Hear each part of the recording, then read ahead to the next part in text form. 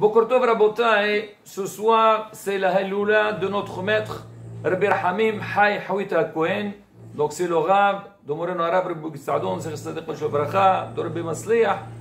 Donc, alors qu'on a connu, alors il faut essayer d'allumer une bougie, les Ilou Nishmato. On sait que les Tzadikim ont dit Afelu bimitatan, Nekraim Hayim.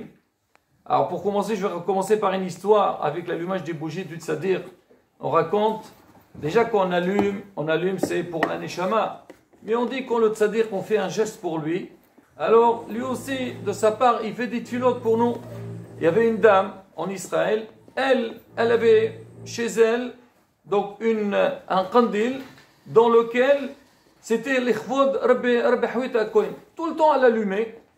Et le Alim Alaychem un jour, elle s'est aperçue qu'elle avait comme une boule qui a poussé dans sa main. Elle est partie voir le médecin. Ils lui ont dit, Madame le Alim Alaychem, c'est très grave ce qu'elle a. Et normalement, il devait lui faire une opération, mais ils l'ont dit par rapport à son âge, il vaut mieux ne pas toucher. Qu'est-ce qu'elle peut faire? Et bon. Alors, mais elle, toujours, tous les jours, elle allumait donc le kandil de Rabbi Hawita. Un jour, elle le mettait dans un cadre fermé, comme ça personne ne touche. Elle voulait allumer, elle ne trouve pas la clé.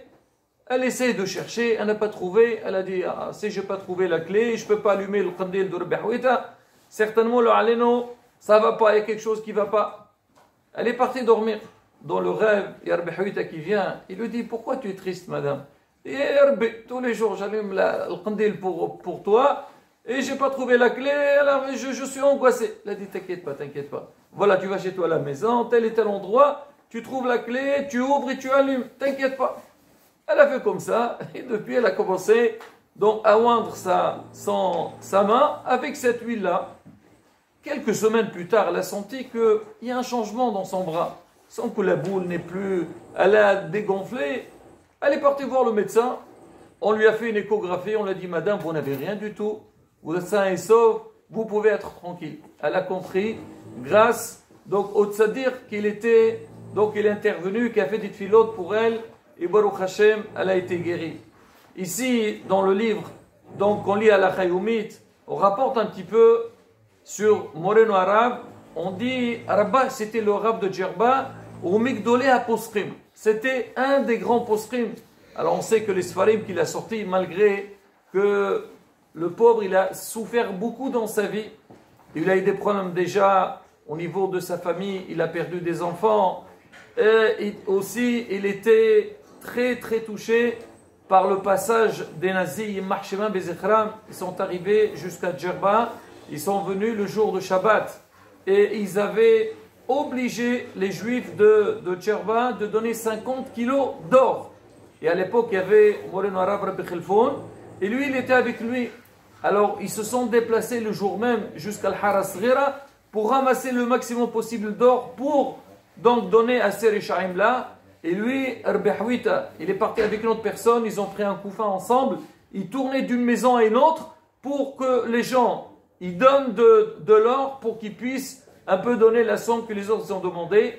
Et leur passage, on imagine, Rabotai, seulement les voir arriver, déjà ça met un traumatisme donc pour la vie. Et ça l'a beaucoup touché. Il a été dérangé donc au niveau de son corps. On dit qu'il avait aussi beaucoup de problèmes au niveau des yeux. Et malgré tout, il a sorti énormément de Sfarim. Alors lui, il était aussi, donc il a brillé.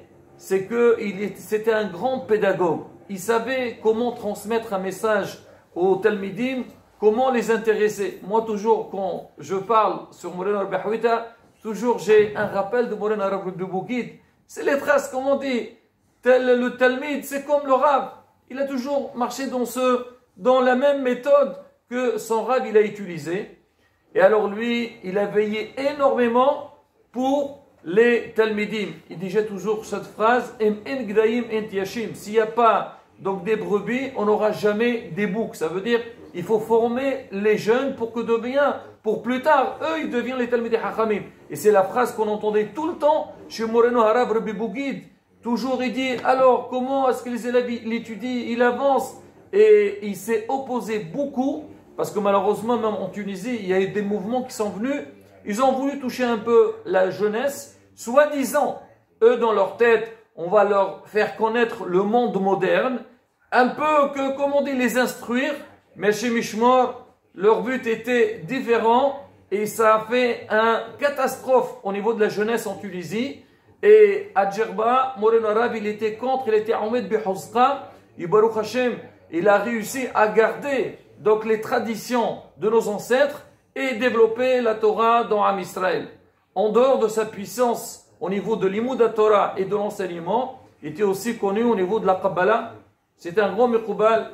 On raconte sur lui, il y avait une fois, Shabbat, il voulait préparer la dracha qu'il allait donc faire à la grande synagogue. Et le Rav, il a somnolé. Et dans son petit sommeil, il voit quelqu'un qui vient devant lui, il pleurait, un jeune. Il lui dit, qu'est-ce que tu as? Il lui dit, Rav, chez Mishmor, là c'était quelqu'un qui était décédé. Il lui a dit, dans le Olam Emet, on va lui faire une punition très très très grave. Il lui a dit, pourquoi? Il lui a dit, parce qu'il se rasait avec la lame. Chez Mishmor, il lui a dit, à cause de ça, le Aleno, donc il va avoir une grande punition. Le Rav, il s'est réveillé en sursaut. Il a dit, aujourd'hui, je ne veux pas parler sur la paracha, je veux parler sur ce Inyan de ne pas se raser avec la lame. Et Shabbat, on sait, à l'époque, quand il y a la dracha du Rav, toute la communauté était présente. Et le Rav, il a commencé à parler sur ça. Et les gens, ils étaient très touchés donc des paroles du Rav. Et le Rav, il est rentré chez lui, le soir, il dormait, il voyait la personne qui était venue dans la journée, elle était toute souriante, et il avait dans sa main un paquet de bonbons. Le Rav, il a dit, Rav, merci beaucoup pour ce que vous avez fait. Le fait que vous avez parlé sur ça, ça m'a fait beaucoup de srouillottes, et on m'a allégé énormément sur la punition qu'il devait lui faire dans Olam Ha'emet. On raconte aussi, une fois, il était à Moshav Brechia, il y a un Ashkenaz qui est venu le voir, il lui a dit, Rav, lui il a quelqu'un de sa famille, il a besoin qu'on lui fasse un tikkun, il est niftar, on a besoin de faire un tikkun, tikkun ça veut dire le aleno, quelqu'un qui a appris qu'il est niftar, et il a fait défaut dans ce monde, il y a des prières, des choses à faire pour une réparation, exactement. Il lui a dit, pourquoi qui tu mieux? Il a dit, oui justement, il a dit, le proche qui est niftar, alors il y avait un autre niftar qui est venu le voir, il lui a dit, tu sais, lui, il avait un problème, et Rabbi Hawit, elle lui fait un tikkun. Lui aussi, s'il veut être corrigé, réparé, qui va voir Rabbi Hawit. Et en fait, c'était quoi? On raconte que Rabbi Hawit, pareil, une fois il dormait, il avait vu, bon, je ne veux pas raconter tout le rêve, il avait vu un jeune qui était très très beau. Et il a pleuré devant Rabbi Hawit, et dit, Rabbi Hawit a fait quelque chose pour moi, parce que le Aleno, il a fait beaucoup de fautes. À sa jeunesse, il est niftar jeune. Et il faut que le Rav lui fasse un tikkun. Le Rav, il a tout fait. Et donc, il a réparé sa neshama. Donc, cette neshama, elle a raconté à une autre neshama qui est venue, donc qui a transmis à sa famille. Pour dire que quoi? Que c'est Kedush Elyon. Dans les mots de la Torah, on dit quand il est venu en Israël. Alors, il est arrivé, il a voulu faire un mifhan de Rabbanout. Un examen. Alors, quand les Rabbanim, ils sont venus l'interroger, donc, ils ont posé des questions. Le Rav, il a écrit ce qu'il a écrit, après il leur a dit, voilà, moi j'ai dit ma pensée, et vous, qu'est-ce que vous pensez sur cette question-là? Alors dites-moi, ils ont commencé à discuter. Au bout de 2-3 questions, il dit, écoutez, excusez-nous, pensez vous interroger, c'est vous que vous êtes en train de nous interroger, allez-y, vous êtes un grand accent, donc il n'y a rien à faire avec vous. Alors on dit quand il est arrivé, et quand on a connu donc sa grandeur, alors les Talmidei Hachamim disaient, Ari Ba Mejarba. On a dit ça, il y a la Gemara Ariba Mebavel, on dit Ariba Mejarba, c'est un lion qui est venu, ils ont vu sa force dans les Mouda Torah. Les Nissim qu'il a fait, même après, comme on dit, après qu'il a quitté ce monde, seulement cette semaine j'ai écouté une histoire de son petit-fils Hananel Cohen, chez Badel Hayim Tovim Barokim. Il dit il y a quelques semaines, il y avait un Avrech.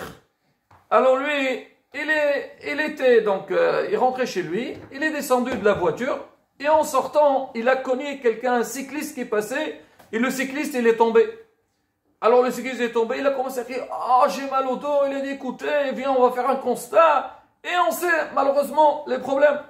Et là, le pauvre, il n'a rien, il a à peine une petite mascotte, il était très angoissé, il savait qu'on pouvait un petit peu lui faire des histoires, et ça va lui coûter cher. Un jour, cet Avrech, il était en train d'étudier avec un proche de la famille de Rabbi Hawita, il lui dit, écoute, tu sais là bientôt la Iloula de Rabbi Hawita, vas-y, achète un billet ou un ticket donc pour la yeshiva et demande une tefila à Rabbi Hawita que ce problème disparaisse. Il a dit, j'ai pas les moyens, qu'est-ce que tu veux? Et en plus, je pense à ça. Il a dit, écoute, donne et tu verras. L'autre, à la fin, il a convaincu, il a dit, d'accord, je prends sur moi, Bezat Hashem, je vais acheter un billet pour la Iloula. Il a dit, il n'a pas fini donc son vœu. 2 minutes après, il reçoit un appel. C'est qui l'appelle? La personne qui l'a cogné. Il a dit, écoutez, allô, je vous appelle pour vous demander Mehila pour le tsar que je vous ai fait. Écoutez, j'annule le constat, je suis en très bonne santé, s'il vous plaît. Faites une tefila pour sa mère, elle est malade. Et lui, ce jeune, il n'est pas marié. Il a dit, fais-moi une tefila qu'il se marie bientôt. Alors le Abrech, il a dit, regardez, l'Akhdusha de notre maître, c'est que à peine il a fait un vœu pour lui, et comment, à la maqam, il a été remboursé. Moreno Arav Rabbi Meir Mazouz, il dit que tout celui qui aide les institutions ou tout ce qui est lié avec Rabbi Hawita, entre autres aussi, d'autres chevaux, il dit, Akadosh Baruch Mahazero Kifle Kiflaim. Il dit que le srout de Rabbi Hawita, il y a un autre Rav, lui dit, qui s'est connu que la bracha de Rabbi Hawita, elle n'a jamais Hozer Triqam. Et nous, Rabotai, là on se trouve, on a besoin des brachot. Je vais finir avec un petit mot, Dvar Torah de Rabbi Hawita. Il dit, le pasteur, il dit, Hashem ilahem lachem, be'atem taharishon. On lit ça dans le parashat Bishallah. Il dit, c'est quoi le sens du pasteur? En dehors de ce qu'on explique par rapport à la coupure de la mer Rouge, il dit que Hashem est Dieu à Israël. Moi, je suis prêt tout le temps à prendre votre défense quand il y a des accusateurs. Mais il y a une seule chose que je ne peux pas répondre, quand ils me disent que les juifs ils parlent dans les synagogues, ils disent regardez, au mot ta'olam, eux, c'est le silence total dans leur endroit de prière, alors que vous non. Oh non, nos prières elles durent 4-5 heures, faut comprendre. Mais il dit quand même, on doit faire attention à ne pas parler. Hachem il dit, vous voulez que je prenne votre défense et on ne peut pas du tout vous accuser. Quand vous vous taisez à la synagogue, vous ne parlez pas, vous faites que prier. Là, je suis là et Hachem est prêt à nous pardonner. Et raboter surtout là qu'on se trouve juste avant le grand Ta'anit Dibour, Bezrat Hashem, passer une journée entière, prier, ne pas dire des Dvarim Betelim, demander à Kadosh Baruch Hu, Vaddaï Bezrat Hashem, c'est un grand Yeshua pour nous. Comprennent sur nous, Bezrat Hashem, le Hanyan. On a le masque pour ne pas avoir des microbes. Et quand on va enlever le masque en faisant des bonnes filotes, Bezrat Hashem. Il faut le mettre dans la fila, mais quand même, pour dire que quoi, grâce au filotes, Bezrat Hashem, Nizke la Gola Shlema Veremeno, Amen Kerason. Shabbat Shalom Barach.